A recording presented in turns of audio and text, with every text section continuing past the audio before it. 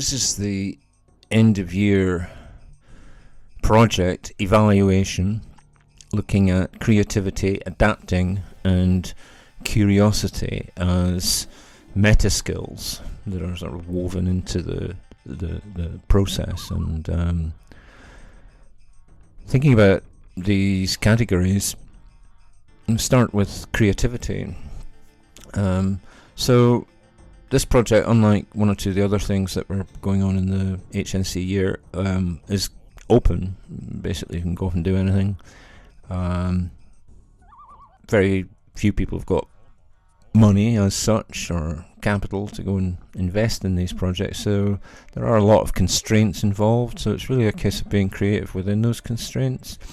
Creativity for me tends to fall into two categories. It's either open creativity, where you don't have an end goal in mind and you just go with your instincts, go with the flow, and sort of closed or targeted creativity is where you're kind of, it's pretty much like a design brief where you've got a scenario, you need to come up with something that fits the bill. So we're kind of in the open creativity area for this particular project, which is good. It's that's where I like to operate. And I didn't really have anything that I wanted to sort of get at. It was more a case of just allowing thoughts to kind of settle and come up with some kind of synthesis of things that I was interested in at that point in time. That turned out to be AI, oddly, I suppose. I didn't really expect to be doing much with that, but here we go. I got interested in the AI side of things, and I've also go every day more or less to a nearby cemetery, and so almost every day I'm being prompted by thoughts about people who've passed and the role of cemeteries and what they mean culturally and so on. I find them quite life-affirming in a strange way, but so it's a place that I'm very comfortable. So it made sense to try and bring these things together, AI and the cemetery. So that's the genesis of the eoyp project, and in a sense the creativity then comes from trying to figure out what you can actually do within those parameters. And I used the idea of a kind of YouTube guide to camera shots. It's all very amateurish, but hey, it kind of fits into that whole sort of YouTube genre of instructional videos where people are actually going to the trouble of sharing, very mundane tasks like changing a headlight in a car or something, and prepare to sit and put it up on YouTube and all the rest of it, which is great. And so it's kind of feeding into that. So I think on that front, the creativity was fairly. It's a unique piece probably, and I think for me the interesting thing was getting to the kind of idea of, well, what is it? It goes back to this tension between photography and art, photography and fine art in the sense, in particularly in terms of painting. And the anxiety that there was around the start of the 20th century when photography looked to be sort of displacing all other forms of visual representation, and in particular painting. And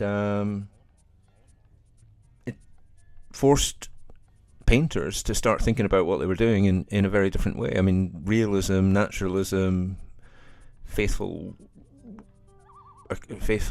portrayals of real life were kind of passé, and so we ended up with things like cubism and all the other isms that characterize the 20th century art world. And so I'm interested in thinking about what photography can't do and what video can't do, and sort of our internal life remains kind of resistant to that form of recording, which I think is a rich realm in which to start looking at what can be done. And so I've done it in a very small way in this eoyp thing, and but I'm quite pleased with it. So it's something I can take forward. Anyway, that's the creativity side of it. Let's see what adapting is all about. Skills I needed to develop independently. I suppose I can come back to the AI thing, because that's probably the main thing that cropped up here. I mean, I've been sort of developing my vocal or voice work over the last few years, because I use voiceovers quite a bit, and generally I use my own voice, and I'll be honest, I was getting sick of it, and so I was quite curious to see what AI voices could do for me. But I also came across I mean, it's probably been happening in a few situations, but the one that I came across was Laurie Anderson, who's married to Lou Reed, and she was sort of reported as having kind of almost created this kind of AI version of Lou Reed, partly because there's so many recordings of him either talking or singing, or plus he's left all this kind of this massive digital footprint, and so there were opportunities to sort of for AI to go in and sort of bring all this stuff together and produce something that could sort of almost think and speak or communicate in like Lou Reed. So he died, and she in effect got her husband back in some form or other, and she's sort of had gone on record saying she became kind of obsessed with it and putting all this together, and I thought it was really interesting. Probably a sign of things to come, but she is a well-known contemporary artist, a lot of conceptual work, and so it was particularly interesting to come across this and find out how she saw it. And so AI kind of was on my radar as something I wanted to kind of check out, and I also have kind of archive stuff of family members and so on speaking, recording. Usually used to get people to read chapters out of books, bizarrely, and hang on to those recordings. So I had people's voices and so on. So it's possible to take a voice recording, my own voice, for example, and turn it into an AI voice, or create an AI voice. And this is obviously what's happening in Hollywood with Scarlett Johansson and all the rest of it, where images and voices and so on are being used without the actor being involved at all. And the world is just having to get used to all the implications of these scenarios.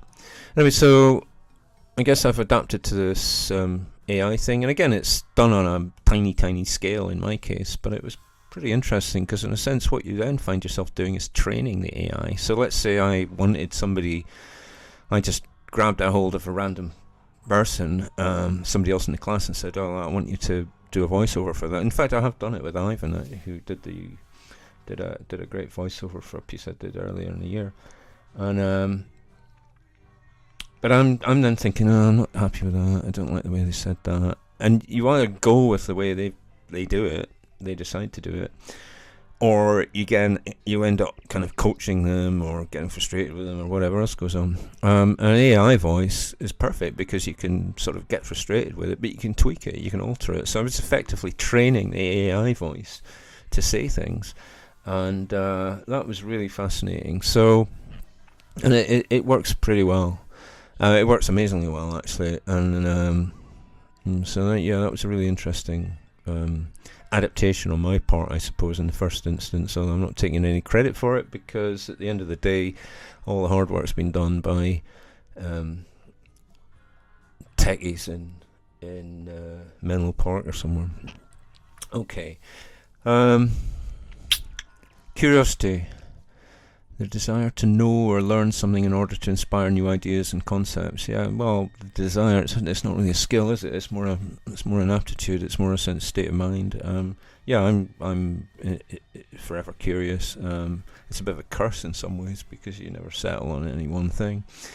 But in terms of, the AI was obviously another area of curiosity. It wasn't seeing anybody else in the class do something. It was more a case of seeing what Laurie Anderson was up to, and but what else? What came out of it?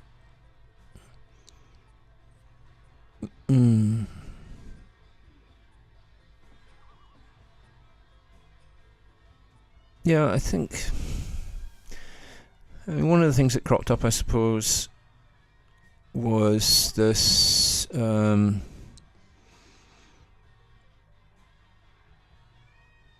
Relative scale, I suppose. That was quite an interesting idea, or thing to try out. So, of course, we're familiar with the idea of models being used in feature films and so on. I think, was it Alien, where Ridley Scott's kids played the part of the astronauts, so that the space jockey looked enormous and all this sort of stuff. So this idea of contrasting scale is quite useful, and I used it in the end of year project. I had a little stone figure, a little Puto, which doesn't actually belong to any particular grave. It's just sort of randomly sits beside a wall, but it's very small. But I wanted to do this, whatchamacallit, CU eyeline thing. So I filmed my face, normal human-sized face, and I filmed this stone face, which looks bigger than it actually is. It's very small. It's the size of my bunched-up fist, basically, and cut between the two, and it gives the impression of the two things being almost equal size and equal significance to one another. So I was quite pleased with that. It was kind of surreal, and I guess that's the only instance I've tried of creating a kind of almost like a trick effect where what you see is not necessarily how it was shot and so on. So that was interesting, and I was curious to see how that would work, and it did work okay. Also, in relation to the eoyp thing, I had to kind of find not the voice. I mean, sorted out the voice side of it, but in terms of what the voice said, what it was saying. So it was almost robotic. The content was kind of quite robotic, very monotonous, very boring, very repetitive. It was all sound information in one sense, but it was so banal that it was kind of just went in one ear and out the other. And so I wanted that kind of banality, really. I wanted to get that kind of sense of the whole thing being just like mechanical, tedious, boring. And then I wanted to kind of inject something a little bit different, a kind of, what do you call it, the grit in the oyster, really. I wanted to sort of stick something in that was going to throw it out of sync a wee bit. So I did these kind of comic asides, and got the voice to do these comic asides, as though it was a kind of character or person who was doing the, oh yeah, blah blah blah blah blah, oh right, okay, and creating this contrast. And what that did was brought character to this AI voice, and I thought that was weird. I mean, that was weird. I felt, by the time I finished the project, I felt I had a colleague. I was working with somebody. This was an entity. This was somebody who was bringing this amazing skill, this amazing facility with enunciation and so on. Because this stuff was hard to read. If I was reading it, I couldn't have done it in this sort of consistent fashion. It was amazing and really interesting to experience that. So yeah, okay, creativity, adapting, curiosity. Most of that centres around the AI side of things within the context of the eoyp. And it's not none of that sounds particularly visual, I guess, but from a visual point of view, I don't think there's anything very innovative going on. One or two little things that I tried out, and there we go.